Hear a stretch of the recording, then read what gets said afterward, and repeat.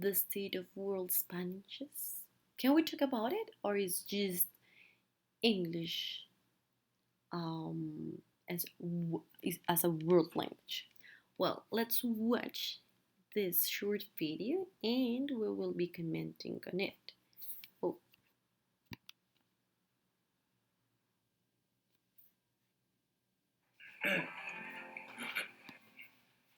Yo viajé por distintos países, conocí las más lindas mujeres, yo probé deliciosa comida, yo bailé ritmos muy diferentes. Desde México fui a Patagonia y en España unos años viví. Me esforcé por hablar el idioma, pero yo nunca lo conseguí.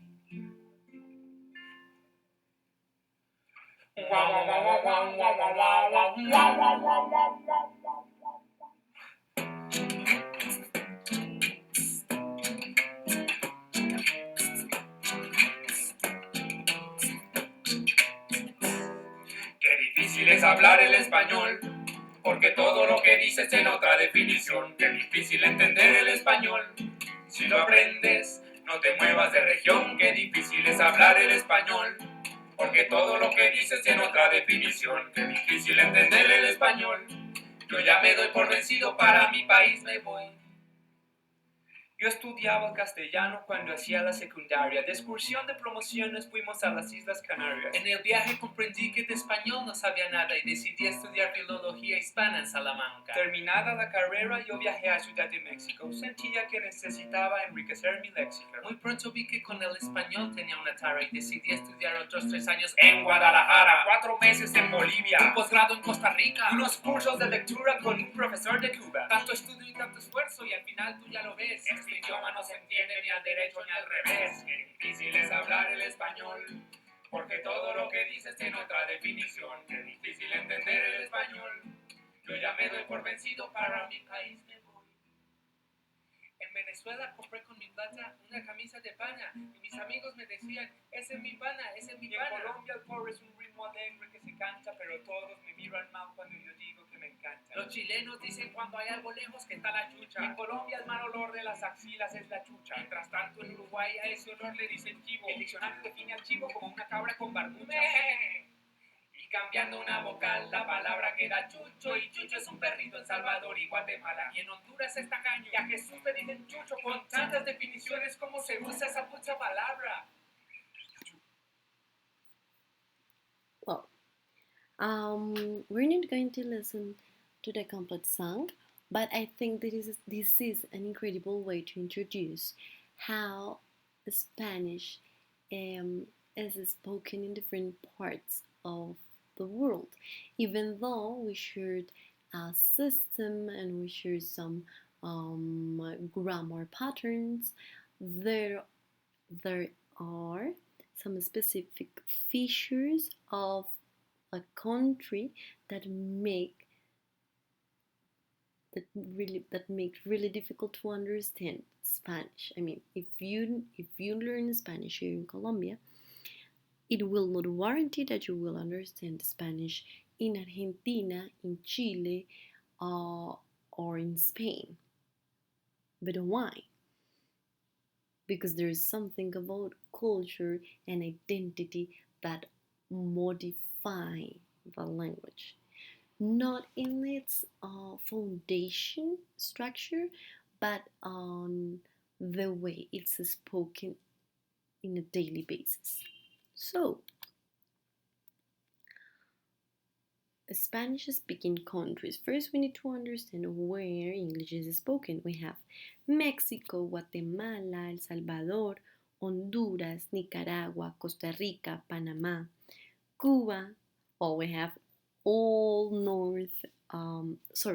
South America, and we have from Europe. We have Spain, and there is an important one there is an important country that we cannot forget. That is Guinea Equatorial. We usually forget it, but it's an important one. Well, the history of the Spanish language.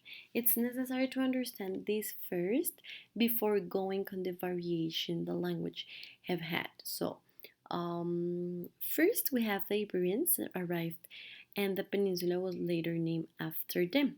They had little influence on modern Spanish, but this was the beginning of it.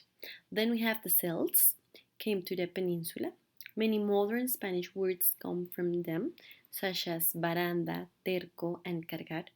Then we have the Greeks built a trading post, bringing Greek, Phoenician, and Carthaginian influences. The words that we have from them are academia, carta, and phosphorus. All have Greek origin. Afterwards, we have Iberian and Celtic people groups became one, the Celtiberians, because of their close proximity for hundreds of years. And then the Carthaginians took control of the area. The Romans fought for the control and let it evolve and adopt elements from other languages to eventually become Spanish. Uh, then we have in 711 the Moors that came and conquered the area, bringing Arabic influence. So some words from them are almohada, azúcar, and barrio. All have Arabic roots. Then we have finally in 1492 Columbus discovered the Americas. The Moors were defeated and the Spanish Jews were expelled, spreading Spanish.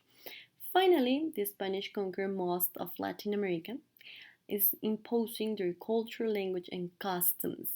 This led to the modern Spanish spoken in Latin America. This is how Spanish arrived to our continent. Well, based on this history, we're going to go through the variations that Spanish had.